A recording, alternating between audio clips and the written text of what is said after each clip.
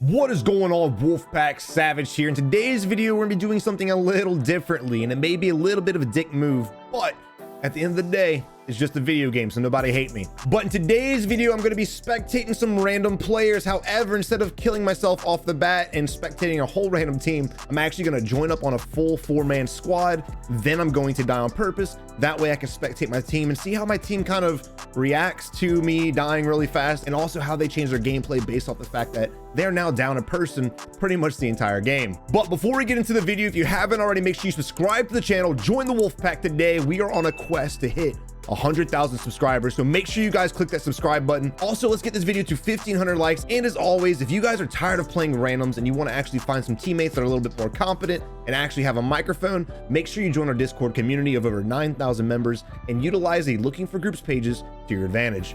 All right, ladies and gentlemen, here we are now. For those of you who absolutely despise the fact that I paused my videos, well, you got to get over that. However, this video here should be uninterrupted since it is live, right? So I normally don't do this, but what this will allow me to do is actually be able to pull up my map and talk about rotations and specifically where my team should go and things like that. And yes, I understand I'm that asshole that goes AFK or backs out of the match. I understand that, but it'll be okay. These guys don't have mics anyway, and let's do it for the content.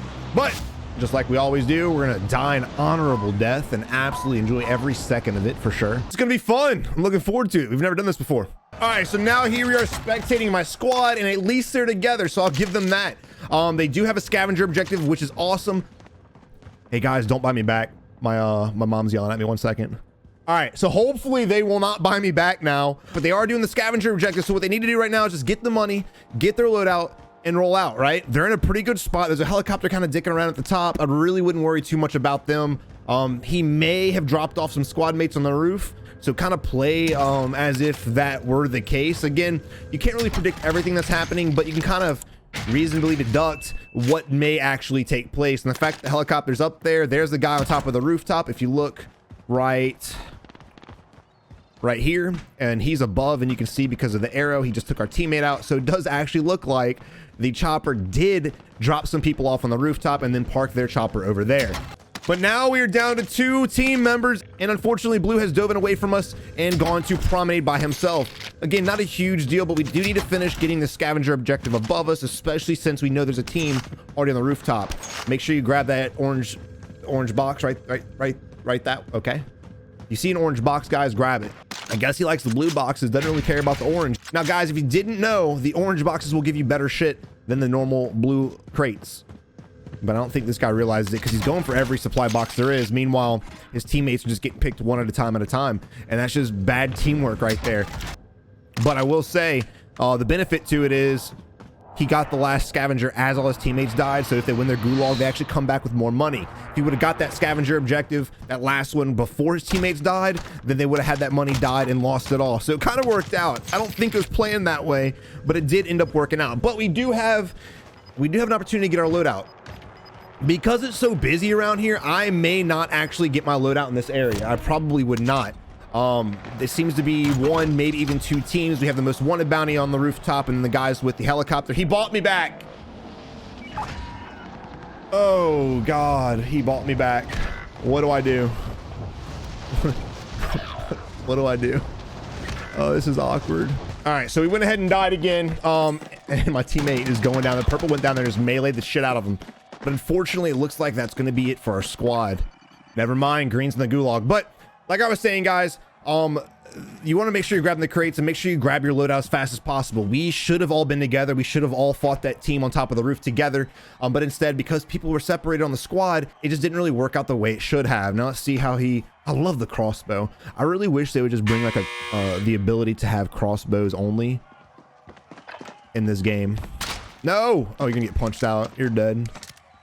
Oh, hit him with the...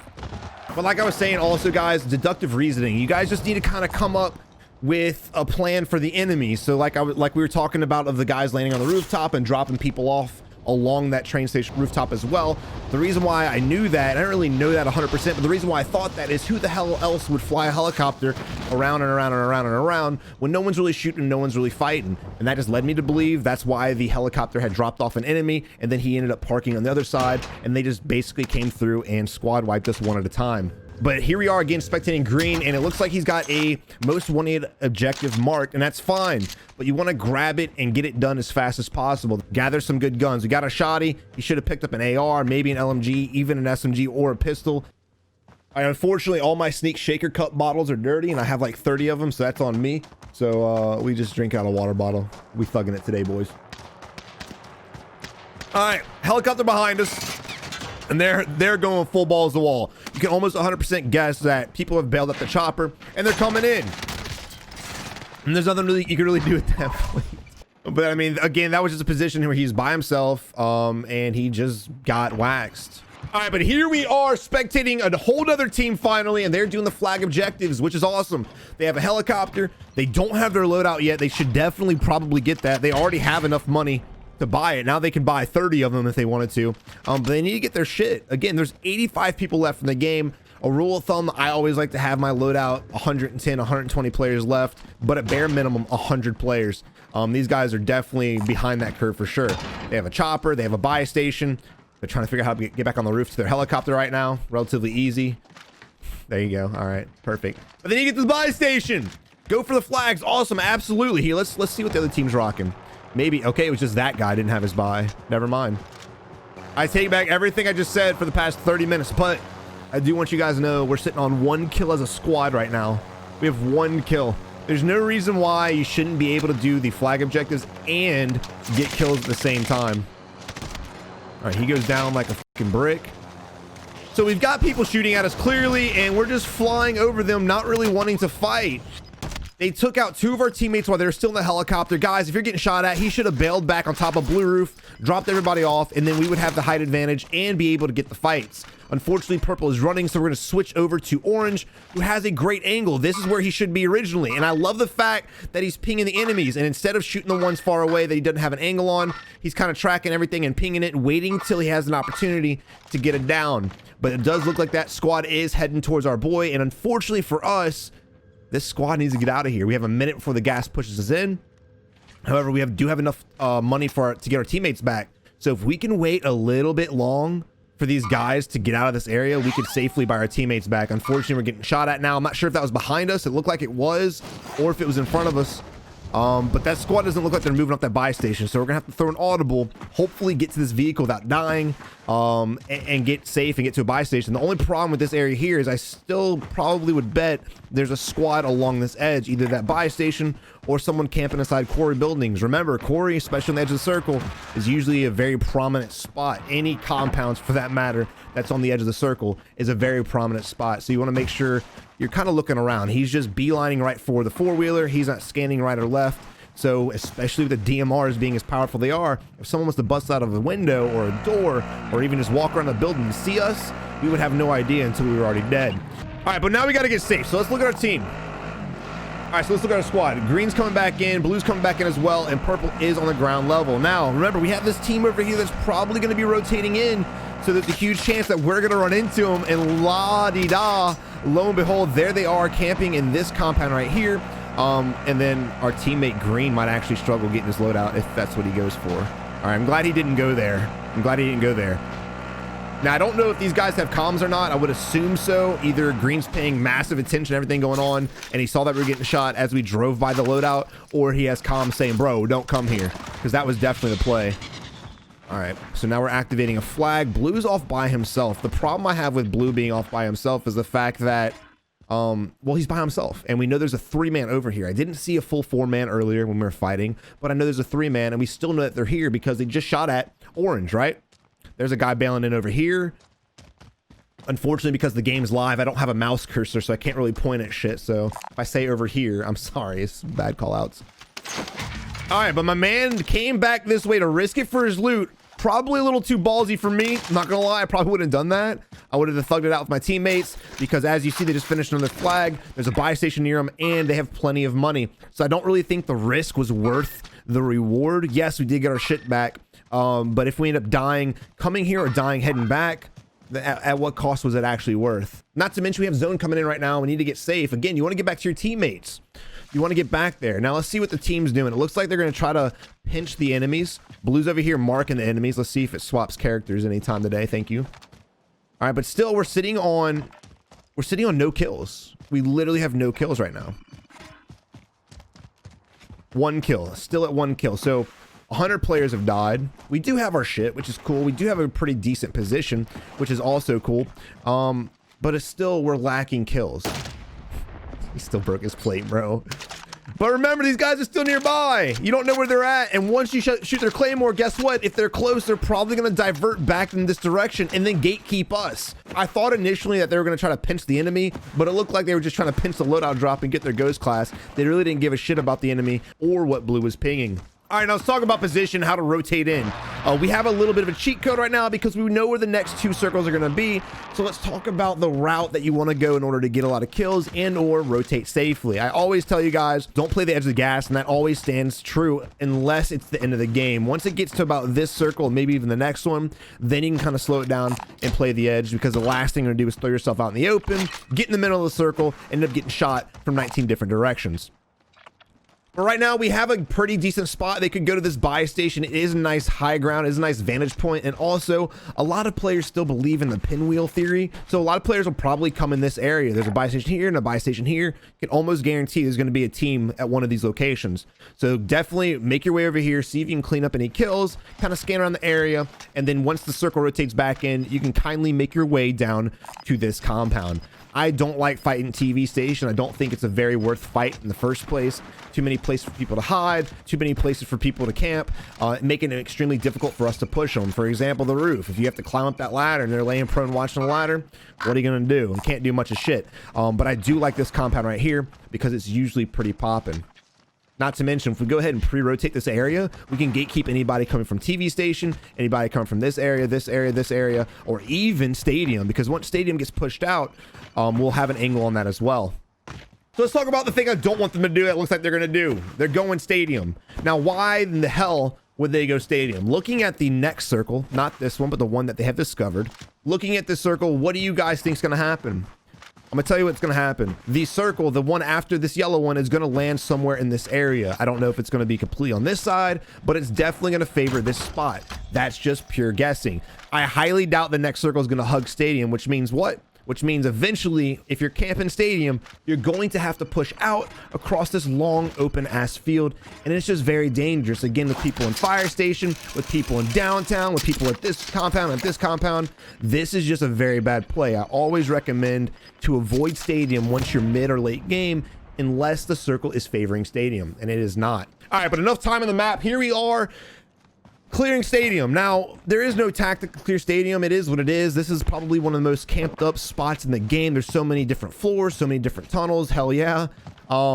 It just doesn't make any sense. Now, I want you guys to notice he scopes a lot. He scopes a lot. The DMR is broken, but every gun, for the most part, you don't need to be doing this shit. If you keep your crosshairs lined up with where you think the enemy's going to be, then once you see the enemy, then you can ADS on them and get the shots off. There's no need to kind of peek in your scope, because all it's going to do is allow the enemy to shoot you in the head while you're ADS and you're moving extremely slow. Not to mention, we're sitting at a point where we really don't need money. I will say something. We should combine our money. Let's see what the teams are rocking with as far as streaks are concerned. We have, okay, they all have streaks. Never mind. Someone should probably get a UAV. We don't need 3 clusters and a precision. But it is what it is. Let's see, is there a buy station near them? There is. All right, so these guys should definitely get a UAV, throw it in the air, pick up their other streak, and roll out. Now, I will say, the fact that they're at stadium, they actually have it. I don't know if it's intentional. It might not be. I'm going to give them benefit of the doubt. The fact that they're at stadium, I like the fact that they're sitting on precisions and clusters. Why is that? Because precisions and clusters isn't for just getting kills. It's for suppressing fire. So, let's say there's an enemy team sitting over here, right? If we have to push out and these guys have a beautiful angle on us, all we gotta do is call in a cluster, and guess what? They're gonna go down the ladder, they're gonna stop peeking, they're not really gonna mess with us as much. Granted, you have a couple windows and doorways they can kind of peek without getting killed by the strikes, but it's a better chance than just running out in the open. Same thing with all these other compounds. If you spot an enemy and you're very vulnerable, just launch a streak on them, suppress the enemies a little bit, and then move to safety. But okay, here's another thing I want to talk about is playing the edge. We know where the circles are, so it should be in our benefit to at least peek and gatekeep any enemies coming in. And as you guys can see, we're kind of just not doing much of shit. Heart beating, hell yeah, absolutely useless. Let's spectate somebody else. Here we are sitting here. Again, not doing anything. You want to be looking for enemies. Look out the windows, see if you can see anything in the distance. Take some shots. You have a DMR, for God's sakes. Like, get it popping. But here we are just sitting here enjoying the sports bar. Come on, man. Utilize this time. Stop hiding. We're sitting on 1 kill with 32 enemies left. This is a high intense, high octane gameplay. I absolutely love it. And I can guarantee you at the end of the game, once they get into a fight, their shots are going to be off. Their strategy is going to be off, and they're not going to know what to do once they get shot. They'll probably go prone, lay there, and just plate up while they're getting pelted in the back. And then why I think that's going to happen is because usually when you see gameplay like this, once they get into a fight, they panic because they don't know what to do. And why do they not know what to do? It's not because they don't watch YouTube videos. It's because they don't put themselves out there. They don't practice. This is all they know. And that's okay.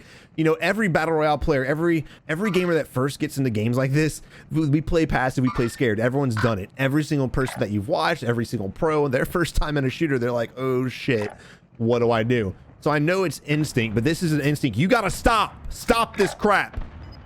Okay, this dude's just watching a table. Maybe he's got some Lysol. I can't find Lysol anywhere, dude. Coronavirus has got this shit up, but maybe this dude's got some Lysol and he's cleaning this table off. Let's go to his teammate. Here we go. We got a teammate looking around. This is what you do, however, minus your scope, right? Stay out of your scope. All right, we've got an enemy team marked over here. That's a given, but again, sitting here in our scope, we're hindering our vision. It's taking our field of view and it's limiting it to just what's around the scope, right? So all that does is, what if there's a guy on the rocks to our right? We can't see it because we're in our scope. I really wouldn't even take the shot because, oh God.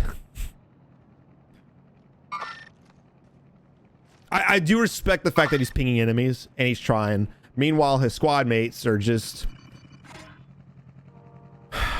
they're trying to figure out the layout of stadium.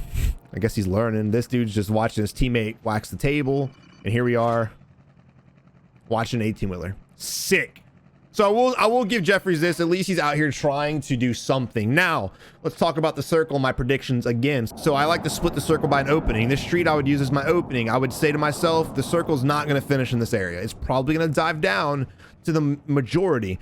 A little bit may hug up here a little bit, but the circle's definitely coming down here. So once these guys have to rotate again, they put themselves extremely vulnerable. Because they're in a bad position, I wouldn't shoot anybody right now because we don't know where the circle's going. All we have to do is wait 20 seconds, just be patient, but definitely don't pick fights just because they're in a bad position. I never want to tell you guys to avoid fighting, but if you're in a very messed up spot, please don't. Please don't. So let's see where the circle goes to, and let's talk about the strategy in order to get there. Now, I may be wrong. Circle might hug them. I don't know. All right, so like I said, the majority of the circle hugged bottom of the street, but they do have to come here. And yes, they're gonna have to worry about fire station. And the last thing you wanna do is go to fire station. And if you're not contested, stay in fire station. You do not wanna camp the edge of the circle again, because what's gonna happen again, the circle's probably, again, divided by the street, it's probably gonna hug this side, and then you're gonna once again have to push out in the open. And remember, the smaller the circle is, the more enemies that are condensed, right? You want to rotate when it's big, when the enemies are more spread out. If you're just waiting and waiting and waiting and playing the edge, the smaller it gets, the harder it's going to be crossing the open. And it looks like this team's actually going to come to fire station, sit here, and wipe each other's butts while they're camped up.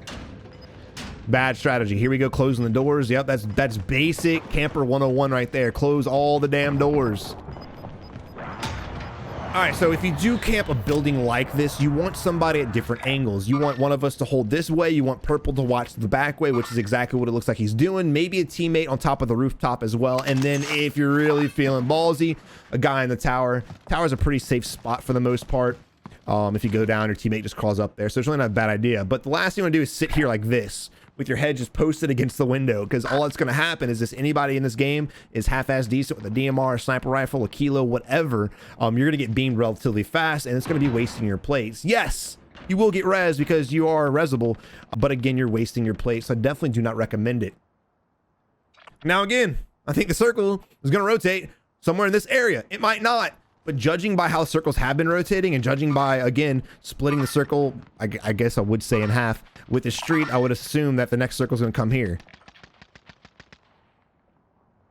All right, so I love the pings though. So we know there's a team here. That's one team. We know there's a team at this building right here. That's two teams, and they're shooting at somebody else. So we can count for 3 teams total plus us. So there's only 3 teams missing. This one you kind of have to play the map and pay attention to everything.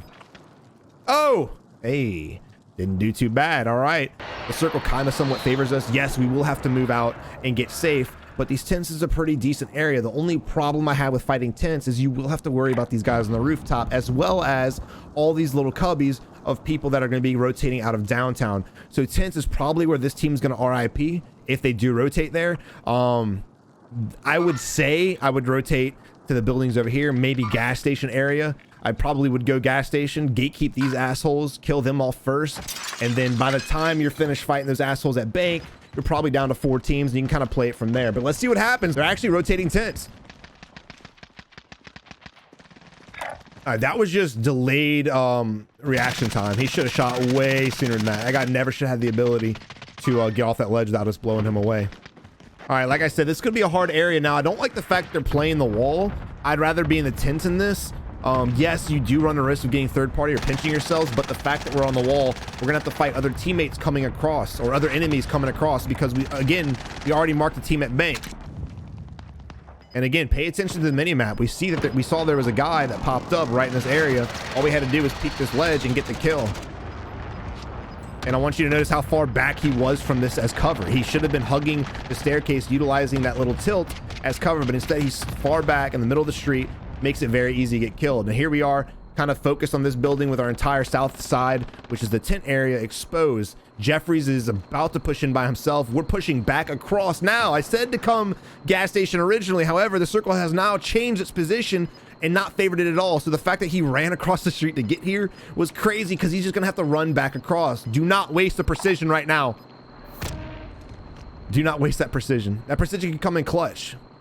So they're gonna have to get to the tents. That's just the only way there is to it. You definitely want to be in the tent area, finish this team off, and then you guys can have a kind of a hard fight to kill the team up here. But because we have precisions, because we have some clusters, it shouldn't be an impossible task. All right, let's spectate another teammate and see what's going on. And still we're in a position where we have 1 kill between the entire squad. So we have made it to top 3. And again, this is where players usually fail because they don't put themselves in positions to fight.